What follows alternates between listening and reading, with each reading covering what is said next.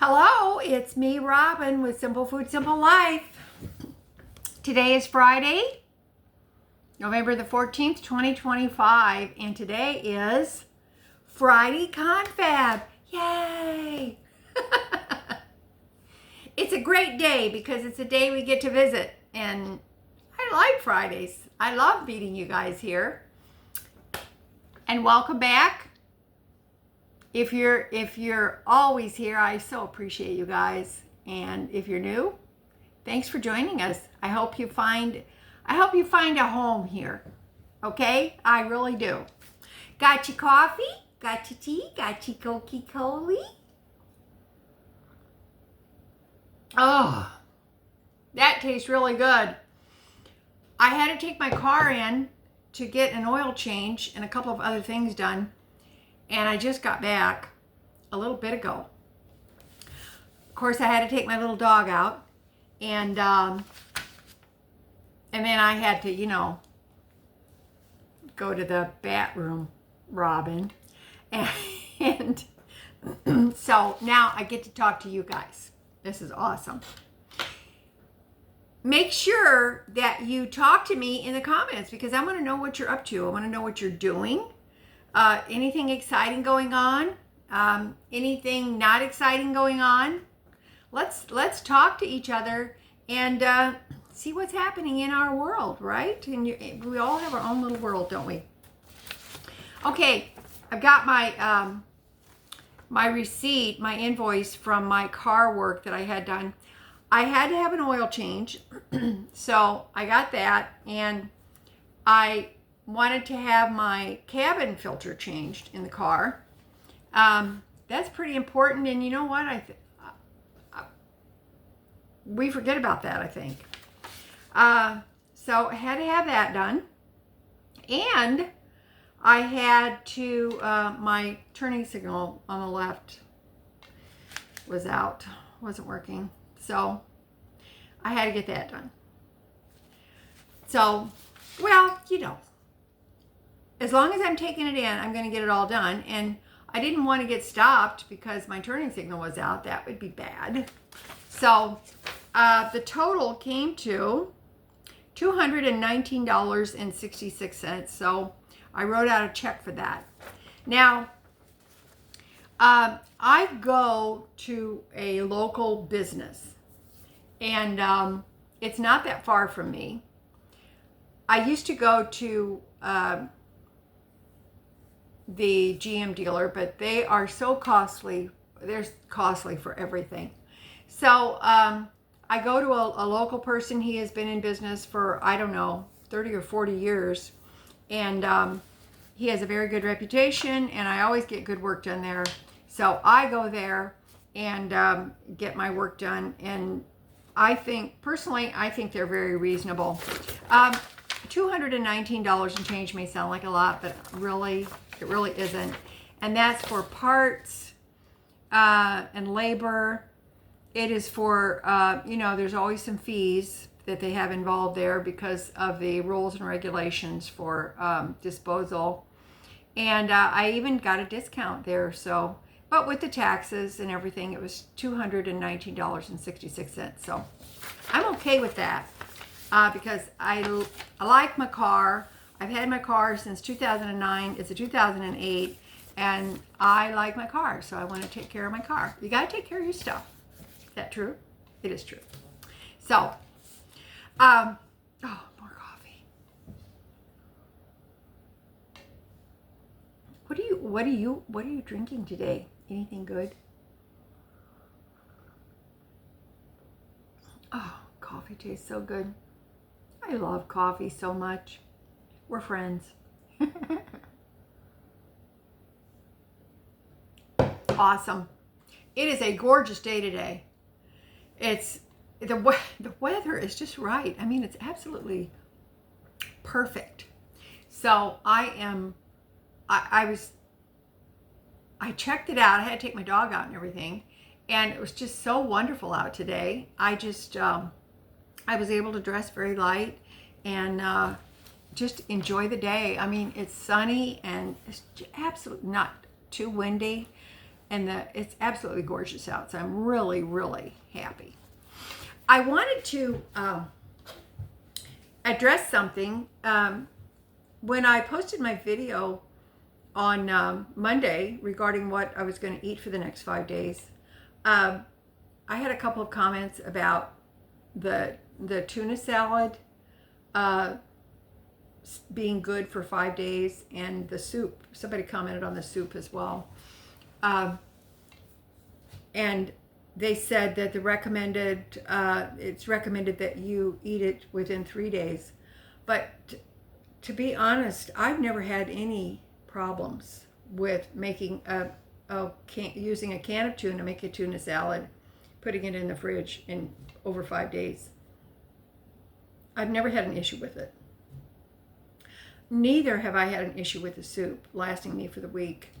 It doesn't go bad, and I might be able to see that if I, say, opened a can of tuna and then just let the tuna sit there for 3 days or 5 days in the fridge. Maybe that might have some validity. I don't know. But I'm making a tuna salad, which has got vinegar-based, the mayonnaise. It's got a vinegar-based relish. And I've just never had the tuna go bad. The tuna salad, let's put it that way. So I really appreciate the comments, and I appreciate you bringing that to my attention. But I have not had an issue with it. I've not had an issue with the soup going bad. And making the soup like that, it actually gives me enough for exactly 5 days. The tuna salad, I'm eating a half sandwich every day with some soup. The tuna salad, I have just enough left for one more half sandwich, and I have just enough soup left for my lunch today. And so there's no waste. There's absolutely no waste. Everything is getting eaten. I had just enough rice for my egg on rice for breakfast. And I'm not going to have any waste. And that just makes me so happy, because I think sometimes, and I know speaking for me personally, I tend to overcook. And I make too much sometimes. And so I think that's kind of it can be problematic. Let's put it like that.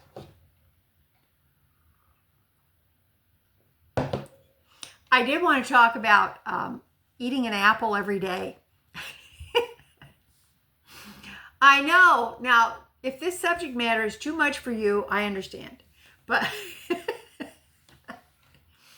but I have been eating an apple about every day for quite a while now. And I like apples. I think they're good. I like all kinds of apples. Although, if you've ever bitten into a crab apple when you were a kid, they're not tasty, and they're hard as rocks. No, but I like all kinds of apples. Now, I was used to, when I was in my 50s, I probably ate an apple almost every day, and I actually enjoyed it. I never got tired of them, and I think they had their benefits. So eating an apple almost every day now for this is going on the 3rd month, I'm feeling pretty good. Now, I eat if the apple is a good size, I eat half at breakfast and half at lunch. If they're smaller, I'll just eat a small one with breakfast and a small one with lunch. But it's the equivalent of about an apple a day. So I looked that up. And an apple, you remember the saying, an apple a day keeps the doctor away? I'm thinking, I don't know, is that true? I looked it up, and back in the day, they used to say, back in the colonial times, they would say, eat an apple before bed, and you'll keep the doctor from earning his bread. So somewhere along the way, somebody just said, that's too many words. An apple a day keeps the doctor away. So But apples are good for you, especially if they're unpeeled. They're good for you. And they have a good fiber, but they also have soluble fiber, which I never really thought about this. They have soluble fiber, which is the pectin in the apples, and that's water-soluble fiber. And pectin is a good prebiotic, so it's good for your gut. And so it takes care of your gut. It's good for your digestive tract. Apples are low sugar, and they have fiber, and they are also known as nature's toothbrush. Yeah. And when I read that, I remembered that my oldest daughter, when she was little, she used to love apples. And I'd give her an apple to eat, and she'd say, she'd be eating the apple, and she'd say, "Look, Mommy." She said, "Look, Mommy." She said, "My teeth are shiny." She said, "They're shiny and they squeak." And she rubbed her finger on her tooth, and her tooth would squeak. She said, "Apples make my teeth clean." And I thought, that child was on to something. So I found that whenever I eat my apple or half an apple after a meal, I have found that it actually is refreshing. It cleanses my palate. It, that's a fancy term, isn't it? Cleanses your palate. And it's refreshing to my mouth, and it's also cleansing to the teeth. An apple, if you eat an apple, it can prevent the formation of plaque on your teeth. It's nature's toothbrush. So I thought, I am going to continue that practice. I like apples, and apples are actually fairly reasonable right now, at least here. I've seen them for $1.99 for the 3-pound bag of Gala apples.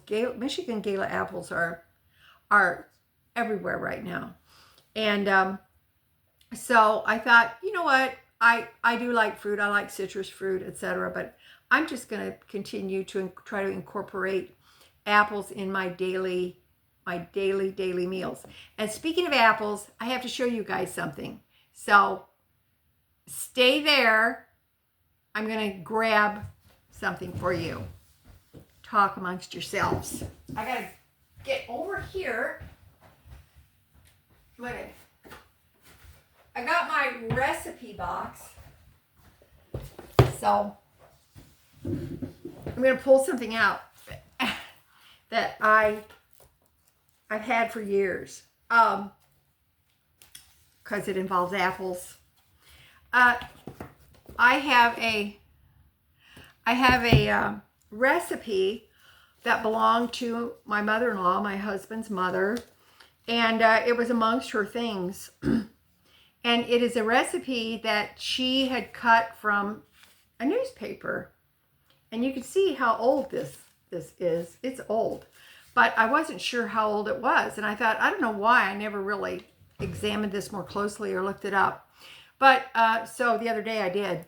It's called Grandma's Cooking, written by a man. Oh, gasp. And so it's got a recipe on it that she cut out. It's apple pandowdy. Excuse me. And so apple pandowdy, and she made this quite frequently, and it was delicious. It was really good. I'm sure by the time I came along, she probably just made it as a matter of course. She probably had the recipe down by heart. But this was amongst her things. So I looked it up. Grandma's Cooking was a cookbook that was published in 1955. Now, my husband was born in 1951. So I'm sure she could just cut this out of the newspaper around 1955, because it says here, Grandma's Cooking, that's the name of the cookbook, is the name of a new cookbook written by a man, Alan Keller. The author has not only collected more than 200 original New England recipes, some of which he says have been in his family for generations, but he writes charmingly of life in New England, centered about the old wood-paneled country kitchen and grandma's special cooking skills. All who delight in New England foods as well as early New England living will not want to miss this book, which is on sale now at Marshall Field's book department for $3.50. Isn't that something? The author says old-time Yankees served apple pandowdy with rich cream, but it can be served also with a foamy sauce or one of Grandma's special pudding sauces. And so here's the recipe. I'm going to make apple pandowdy, and I feel like I want to film it so that you can see it. I think it would be something that would be fun. And I did try to make it years ago. It's easy to make, but I want to show you guys. And it might be something that you might want to try as well. This poor newspaper clipping is becoming brittle. I need to do something to protect it, which I will do. Because she had to have cut this out in 1955. I would have been 5 years old, so this is old, 70 years old. It's a 70-year-old newspaper clipping. So let me know if you would like for me to do a video on apple pandowdy. Now, I looked up apple pandowdy, and some of the recipes for apple pandowdy calls for like a pie crust, except that apple pandowdy was made with the apples in a pan and the spices, because this has 3 cups of apples, nutmeg, cinnamon, sugar, butter, and it's got granulated sugar. It's got brown sugar as well. And then an egg, etc. This is like a batter that is poured over the top of the apples, and then it's all baked. Some of the apple pandowdy recipes are just pieces of leftover pie crust that is just pieced together on top of the apples, and then it's baked, and then the juice from the apple seeps up through the pie crust, and that is apple pandowdy. Now, are any of you familiar with this dish?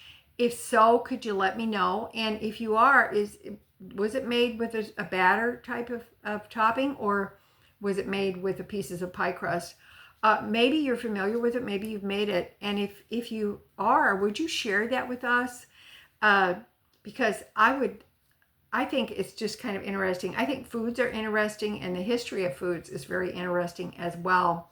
It's very, I think it's just very enjoyable. If you can go back and you can look at the history of foods in different cultures, but in the United States, if you look at foods, the history of foods will tell you a lot about the history of we as a people, and also the history of the food depends on the region that you're from. In the colonies, food was different. As people progressed west, food became different there, and so I think it's really interesting. But if you're familiar with apple pandowdy, share it with all of us so that we can just kind of get a fun little history lesson about this particular dish. So I am going to make it. I may, today is Friday, I may make it tomorrow so to have a little dessert for the weekend. Now, I think this is something that would be fun to learn to make. Now, what I'm going to try to do is I'll try to do a picture of this old original recipe in the newspaper clipping, and maybe I could do that for you and post it on the community section, the post section of the Simple Food, Simple Life channel. If you would like that, let me know, and I'll try to do that for you, and then you can have this recipe with a little article that's written as well.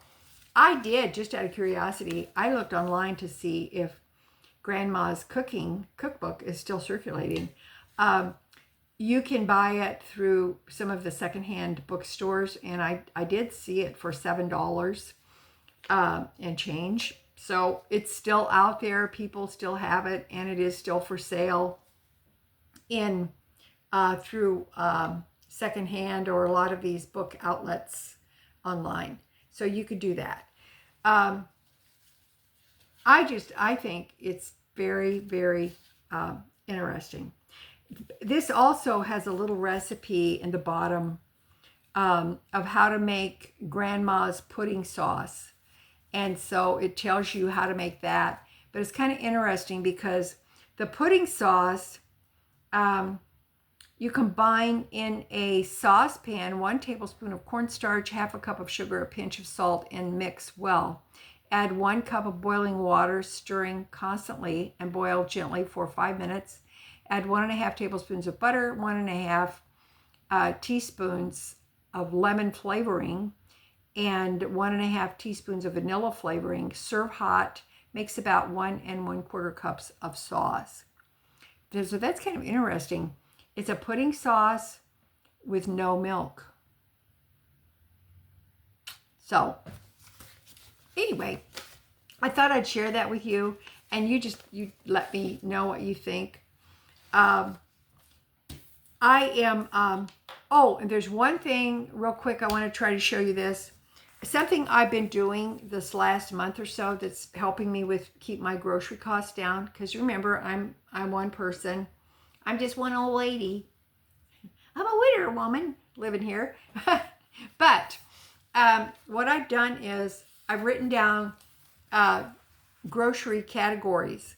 And so when I make my list, my grocery list, I go through the categories and see if I really need anything within that category. For example, the categories are fruit, vegetables, dairy, meat and eggs, pantry staples, bread or baked goods, condiments and spices. And then on the bottom I have beverages. So what I've been doing is I've been having my grocery list and checking out, what I absolutely need, what I'm out of, what I might be running out of. And under the fruit category, I have fresh, frozen, canned, or dried fruit. Those are the categories of fruit. And for example, last week, I had plenty of apples. I didn't really need any fruit. I had a couple of cans of fruit, and I have some dried fruit left. I did not need any fruit, and I have a partial bag of frozen blueberries. So I didn't need any fruit. And because I had those things, I just didn't buy any. So I didn't need to write down anything on my list for the fruit category. Now, vegetables, I did the same thing. Vegetables, fresh, frozen, canned, dried. Dairy is milk, cottage cheese, yogurt, cheese. You can, if you want to try this, you could try it. Just get yourself a pen and a piece of paper and write it down. And then when you get ready to do your list, just go through each category. Now, but make your categories whatever you want them to be. I think that is good. And that's what I did. I just made my categories whatever suited me. But I'll tell you what this has done for me. It's helped me to manage my grocery list and also manage my budget and not spend so much. Because I don't have a category for snacks. So, that's not the category there. So, okay. But I'm holding on to this thing here because my kitty cat, Mommy, kitty, no, Mommy, no. She likes to rub her face on the phone. Don't be naughty. Be nice. We could be toppling over any minute now. But anyway, try it. Like in, no, Mommy, no. She doesn't know the meaning of the word no. Like on pantry staples, I put baking items, pasta, boxed mixes, whatever that is, boxed mixes, canned goods, sauces, and canned dairy and shelf-stable milk. I did put the canned dairy, that's evaporated milk. So try that and see if that helps you. It's given me a lot more control over what I buy, and I'm not just leaving it to chance, because I know myself well enough to know that if I leave it to chance, it's all over. It's just willy-nilly. Okay? All right. I hope this helps. And you know what? Figure out what works for you. That's the best way. And if you have a suggestion, let us know, because you guys are so helpful. Whenever you comment, it's like, I feel so proud of you, because you guys help. You help everybody. You're so willing to let us benefit from your experience. Okay? All right. I love you guys. You know I do. As always, you know that little is much when God is in it. Okay? All right. Take care of yourself. I'll meet you in the comments. And you have a wonderful, wonderful weekend. Okay? Love ya. Bye.